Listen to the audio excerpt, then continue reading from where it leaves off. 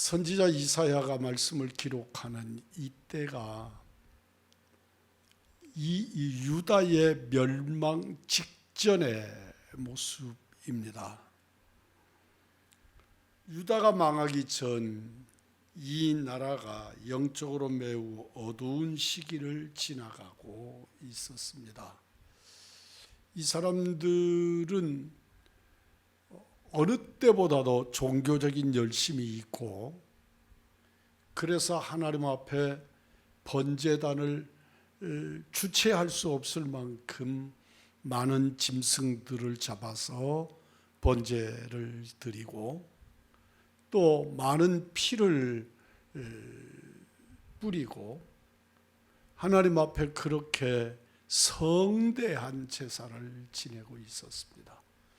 그러니까 이들은 스스로 생각하기를 우리는 하나님을 잘 믿는다고 생각을 하고, 또 하나님 앞에서 열심히 신앙생활을 한다고 스스로를 위로하고 자부하고 그러던 때입니다. 하지만 정치 지도자들, 종교 지도자들, 택함받은 백성들은 도저히 용납될 수 없는 악행을 저지르고 있었습니다. 이들의 악함은 소돔과 고모라에 비교될 정도였기에 하나님은 이들을 향해서 소돔의 관원들아 너희 고모라 백성아 그렇게 부르고 있습니다. 본문을 한마디로 요약하면 하나님이 가장 싫어하는 것은 이중적 태도, 이중적 예배 생활이었습니다. 사실 이스라엘 백성들은 겉으로 보기에 전혀 문제가 없어 보였습니다. 본문만 보더라도 이들은 제사와 절기를 지키기에 열심을 넘어서 철저했습니다. 이스라엘에는 다양한 종류의 제사를 드렸는데 이들은 모든 형식을 잘 지켜서 제사를 드리는 것이지. 저희들 어려서 저희 집에서 드리는 제사를 봅니다. 그 제사상 앞에서 어른들끼리 저희들은 이해하기 어려운 말다툼을 하는 것을 참 많이 보았습니다. 그 말다툼의 내용들 중에는 제사상을 어떻게 차려야 된다는 것들입니다. 이 음식을 어디쯤 놓아야 된다. 그냥 그 자리 두어도 된다. 아니다, 꼭 바꿔서 이렇게 놔야 된다. 그런 논쟁들을 가지고 결국은 그 제사 자리가 시끄러지도록 제사 음식 차리는 것, 제사상 차리는 것을 가지고 시끄러워지는 그런 일들을 종종 보았습니다. 그때 생각하기를 이 제사에는 제사법이 정확하지 않구나 하는 생각을 했습니다. 제사법이 정확했으면 그런 논쟁이 필요 없지요. 그런데 각자 해석하는 방법, 왜 그 자리에 놓아야 되는지를 설명하는 일들을 어른들이 했는데, 그럴 때마다 제가 듣기에는 다 어른들 말씀이 다 옳은 것 같았습니다. 그런데 어른들은 그것을 가지고 서로 다투고 그러는 걸 보아지요. 이스라엘 사람들이 하나님 앞에 제사를 지냄에 있어서 정말 열심으로 그리고 넘치도록 제사를 드렸습니다. 그런데 그렇게 완벽하게 멋진 예배를 드리는 그들의 제사에 반해서 그들의 삶은 너무나 많은 피를 흘렸던 거죠. 자기에게 원수진 사람들, 자기에게 손해를 끼치는 사람들, 또 그렇게 하나님 앞에서 자기 의를 드러내기 위해서 다른 사람들을 해치는 일을 서슴지 않았습니다. 그래서 피의 제사보다 보편적 피를 흘리는 일들을 서슴지 않았던 거죠. 그리고 또 그렇게 피를 흘리면 이스라엘의 율법에는 부정해지죠. 사람을 죽이거나 짐승을 죽이거나 또는 죽은 시신을 보거나 다 부정한 행위지요. 그러면 제사법에 의해서 또 정결례를 행하고 그래서 부정을 털어내고 그리고 또 사람을 죽이고 그러는 일들을 서슴지 않았단 말입니다. 이들은 어지간한 이것들은 죄로 여기지 않고 악으로도 받아들여지지 않고 거침없이 이 일을 행했습니다. 공의를 구하지 않았고 선악을 구별하지 못할 만큼 혼돈된 생활을 했습니다.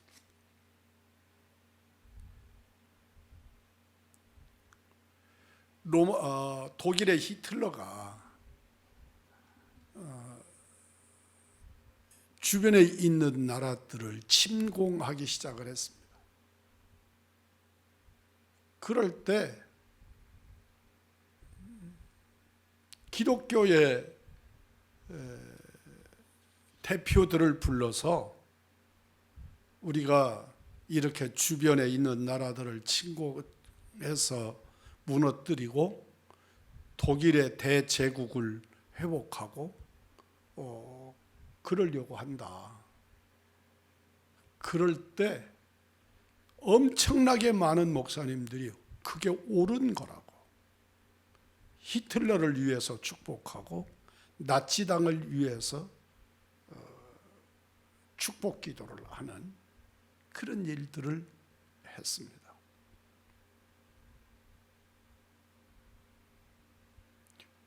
수많은 사람들을 죽이고 아시다시피 무고한 이스라엘 백성들을 그렇게 유태인들을 도켓실로 보내면서 그들은 하나님의 뜻을 성취하는 일이라고 해석하고 설명하고 그들을 지지하고 그런 일들을 했습니다.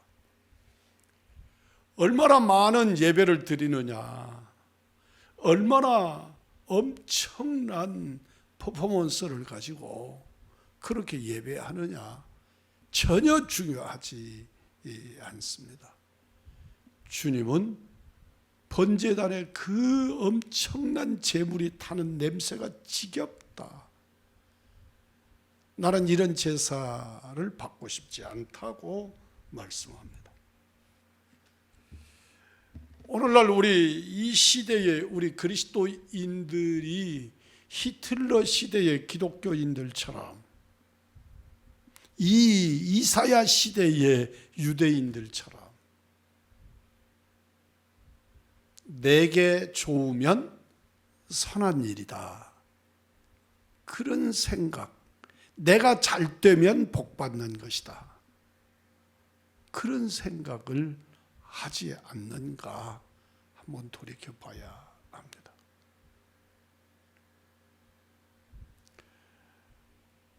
종교적인 열심과 눈에 보이는 시각적인 종교성은 무당에게서 더 강력하게 느낍니다.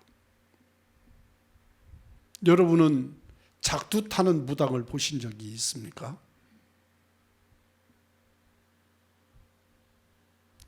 작두를 타려고 준비하는 무당이 작두 위에다가 한지를 올립니다. 한지 어떤 종인지 아시지요? 그 옛날에 어른들 붓글씨 쓰던 그 종이이고 또 문을 바르던 종이입니다. 올려놓고 이렇게 종이를 올려놓고 이렇게 밀면 그냥 두동강이가 나는 깨끗하게 두동강이가 나는 그런 작두였습니다. 아주 날선 정말로 시퍼런 작두 날 위입니다. 누가 함부로 손대면 큰일 나는 작두입니다. 그런데 하얀 버선을 신고 있던 무당이 하얀 그 버선을 벗습니다. 그리고 한참 구슬하다가 그가 작두 위에 올라가는 겁니다. 모두가 다 아 소리가 나죠. 아, 그런데 그가 2개의 작두를 놓고 그 위에 맨발로 쓰고 나중에 가서 흥이 나면 그 작두 위를 뛰는 겁니다.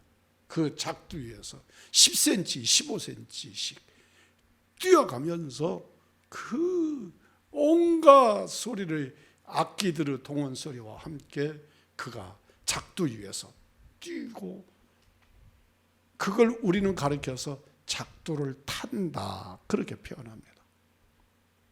그건 아무나 할 수 있는 일이 아닙니다. 아무나 했다가는 큰일 납니다. 발이 그냥 한쪽씩 달아날 겁니다. 불가능한 일을 하는 겁니다. 그런 작두를 타는 것을 보고 주변에 있는 사람들은 그 앞에 덜썩 엎드려서 그를 섬기겠다고 그의 말에 복종하게 되는 겁니다. 저는 어려서 돌아가신 망자를 불러내는 무당을, 점쟁이를 마주대한 적이 있습니다. 정말 우리가 어려서 보았던 할머니, 함께 지냈던 할아버지를 불러내는 겁니다. 돌아가신 지 10수년씩 되신 어른들을 불러내는 거죠. 어떻게 그분인 줄 압니까? 우리가 함께 살았으니까 그분의 목소리를 기억합니다. 그분의 말투를 기억합니다. 그분이 쓰는 언어 용어들을 기억합니다. 그 말, 그 용어, 그 투로 그냥 저를 압니다. 우리들을 압니다. 그리고 우리를 부르고 우리 집안의 사정을 묻고 그런 이야기들을 합니다.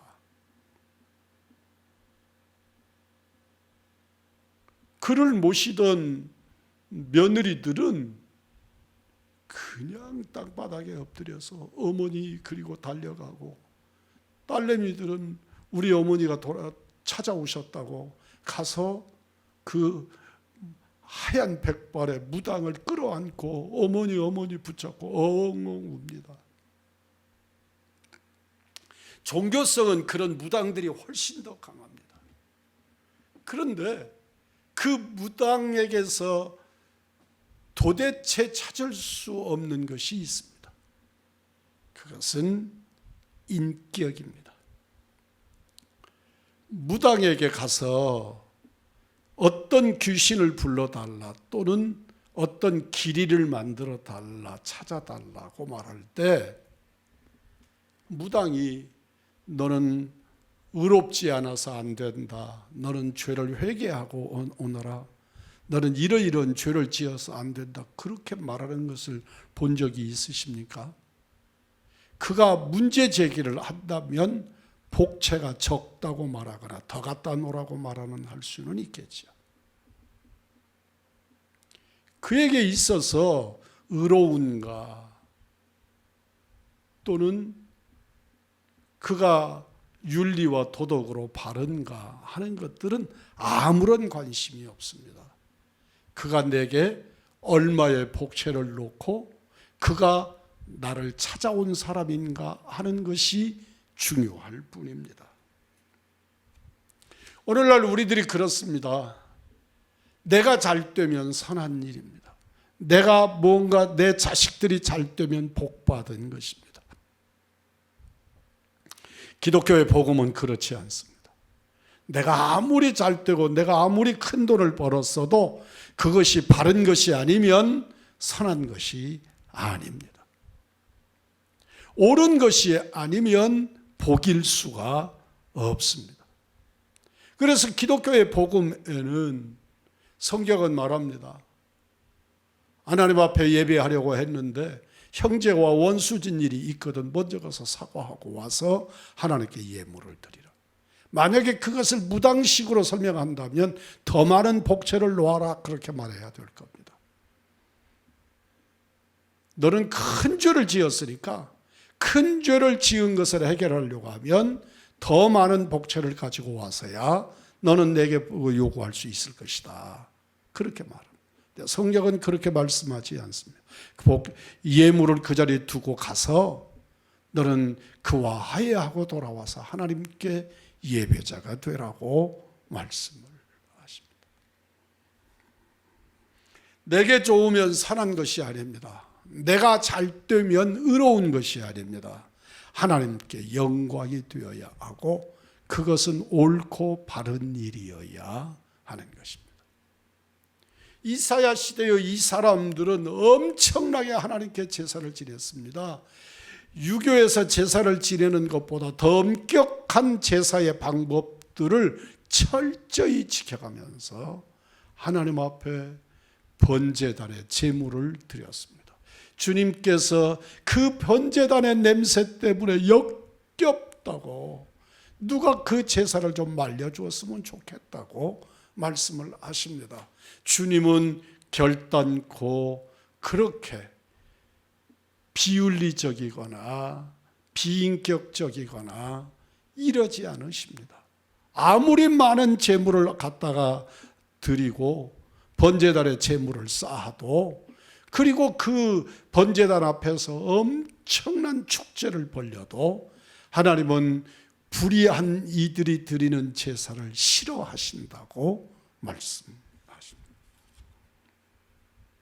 유대인들은 약한 자를 돌보지 않았고 그들의 생명을 귀한 것으로 여기지 않았습니다. 내 즐거움을 위하여 다른 사람의 생명을 뺏었습니다. 그들에게는 자신의 안위와 형통만이 최우선이었습니다. 그들의 신앙과 생활은 너무나도 판이하게 달랐습니다. 오늘날 우리 대한민국의 신앙이 바로 이래서 문제입니다. 교회 안에서는 참 훌륭한 장로님이고 훌륭한 안수집사님이고 훌륭한 권사님이고 훌륭한 집사님이고 주일학교 교사고 찬양대원이고, 그런데 그의 삶 속에서는 예수의 흔적이 없는 겁니다. 세상 사람들이 바라보기에 자기들보다 더 악한 것이지요. 하나님께 예배를 드릴 때 입의 고백과 마음의 깊은 곳에서 생각나는 것에 괴리가 너무도 심했습니다. 하나님은 이것을 싫어하신다고 말씀합니다. 마음의 깊은 곳을 꿰뚫어 보시는 하나님은 이런 자들의 제사를 역겹다고 하십니다.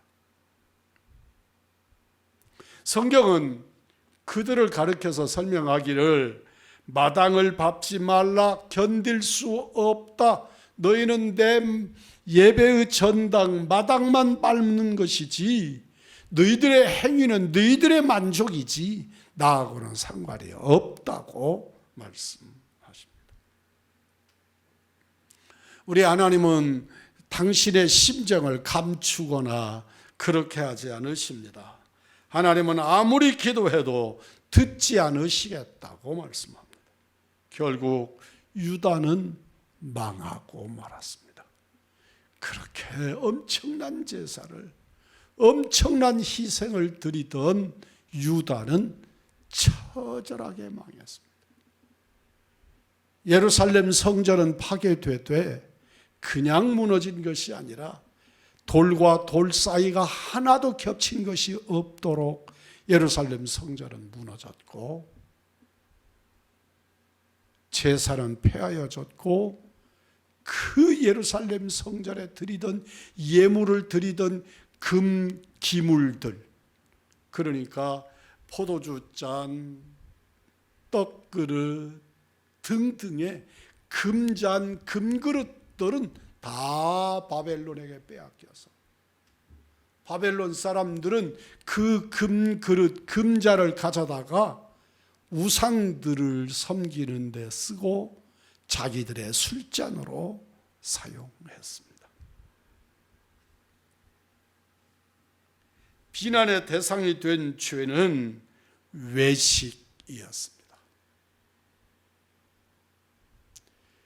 결국 주님께서 말씀하신 것처럼 그들을 칼이 삼켜버렸습니다. 이사야 때 노하시던 하나님은 우리를 구원하기 위해 이 땅에 오셔서도 결단코 다른 분이 아닙니다. 그 하나님, 그분이십니다. 예수님은 바리새인들이 모든 화려한 것을 하나님께 드리더라도 의와 인과 신을 버렸다. 따라서 하십시다. 의, 인, 신, 의로움, 그리고 어진 마음, 그리고 믿음을 버렸다 하는 것입니다. 그래서 연약한 자들, 고난당하는 사람들, 과부들, 고아들, 그들을 비난하고 그들을 학대하고 연약하고 병든 사람들을 함부로 대하던 유대의 그 힘 있는 자들에 대하여 주님은 그들이 연약한 자를 학대하듯 내가 너희들의 허리를 꺾을 것이라고 주님은 말씀합니다. 공의대로 사는 삶, 불쌍히 여기는 마음, 정직한 바리새인과 서기관들을 다 그들은 버려버렸습니다.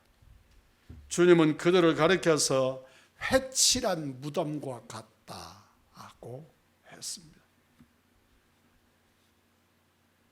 여러분은 무덤을 보면 어떤 마음이 듭니까?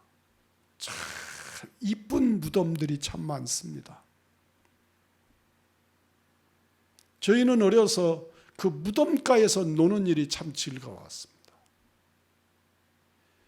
우리 동네 뒷동산에 아주 넓은 묘역을 가진 묘가 있었습니다.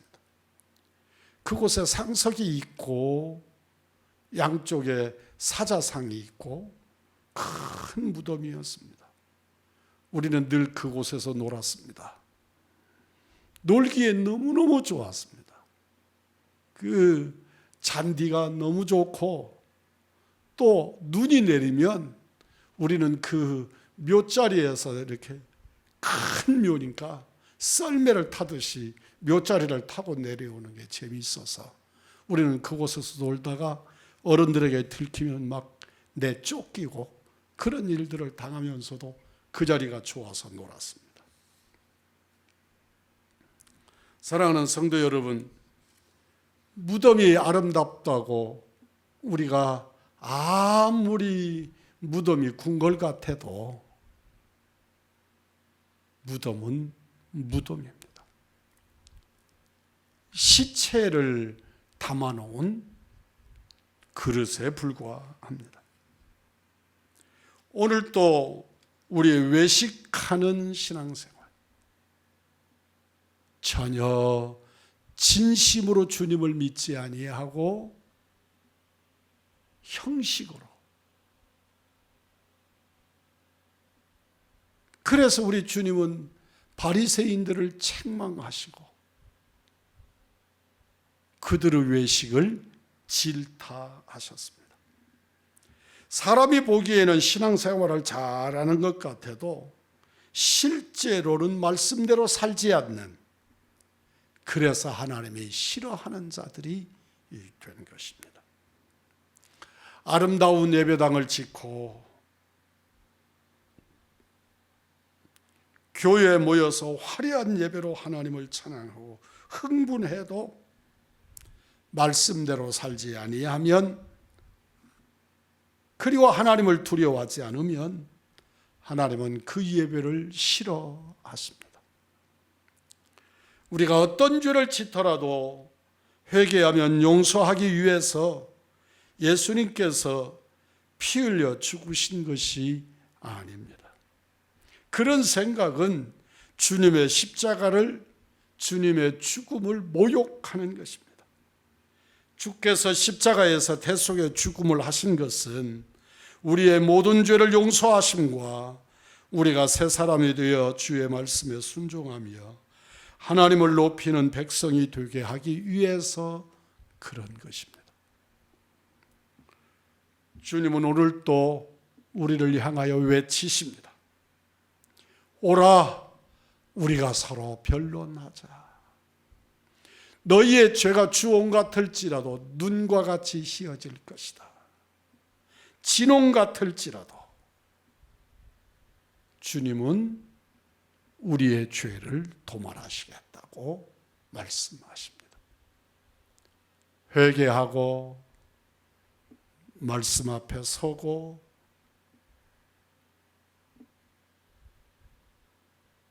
내가 이렇게 예배 드렸으니까 하나님은 내 죄를 다 사하셨다고 착각하지 마십시오. 우리는 회개하고 또다시 그 자리에 누우면 안 됩니다. 우리는 하나님 앞에 거룩한 백성, 하나님 앞에 참 검소하고 단순한 예배를 드려도 우리 주님이 받으심직한 예배, 우리 주님이 받으시기에 합당한 나를 제물 삼는 예배, 나를 하나님의 제단에 제물로 올려놓는 이삭이 드려지는 예배 같은 예배자들이 되시어서 진실로 하나님 앞에 영광을 올려드리고 우리 주님이 나 자신을 드리는 예배를 통해서 기뻐하시고 즐거워하시고 은혜 주시기를 즐거워하시고 우리를 품에 안으시고 함께하는 것을 겨워하시는 은총의 성도들, 하나님의 자녀들이 되시기를 주님의 이름으로 축복합니다.